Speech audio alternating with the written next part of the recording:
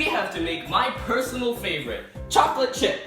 For this recipe, we're going to need 6 grams of baking soda, 4.6 grams of salt, 343 grams of flour, 264 grams or 1 cup of butter, 133 grams of white sugar, 183 grams of brown sugar, 2 eggs, 6.3 grams of vanilla extract, and some good old chocolate chips.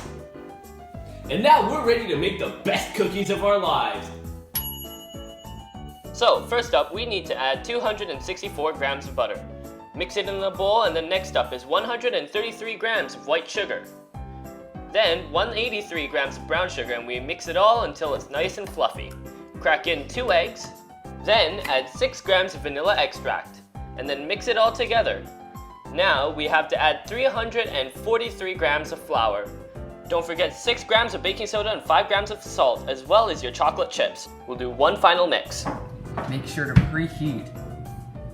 As you can see, here we have a fairly homogeneous mixture of our ingredients. So, this will make the taste of the cookie spread out quite evenly.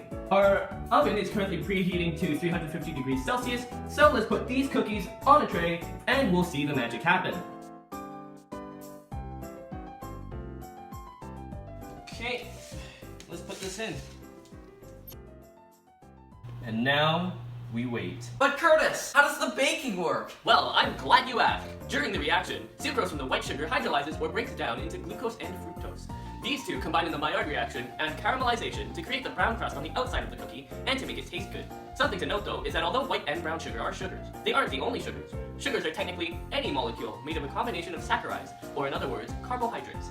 Baking soda also serves a purpose in the cookie's baking. When heated, baking soda breaks down into sodium carbonate, water, and carbon dioxide. The carbon dioxide gets released while the cookies are baking, and you can see that in the form of bubbles in the cookie. The salt serves a purpose besides that of taste, slowing down this production of carbon dioxide so the bubbles don't get too big. Finally, the butter slows down the formation of gluten from the flour, which makes the cookie lighter and fluffier. The proteins from the egg yolk act as an emulsifier, holding the dough together as it melts into a flat, circular, and delicious treat. This is possible because the eggs have various curled up proteins in them. The heat makes these proteins uncurl, making them stick to one another and form a sort of protein web. This web helps to capture molecules within it, making the mixture stay mixed. Oh, the cookies are ready. Alright, so the cookies are done. Let's take them out and see how they are. You were rated on a scale of 1 to 5. How much would you rate this cookie? 1 to 5 stars? Yeah, 1 to 5 stars. 5 stars. 3.5. What do you think is the best about this cookie? The best? I just love the crunch. This one is softer and chewier. Adrian Chen, everybody. Thank you. Thank you. Thank you. You know, Curtis, I heard a chocolate joke once, but it wasn't that funny. So I snickered. Where did you get that? Did you like just chocolate? Google it off the internet like, hey, I'm gonna look for chocolate jokes. That was funny, okay? That was funny.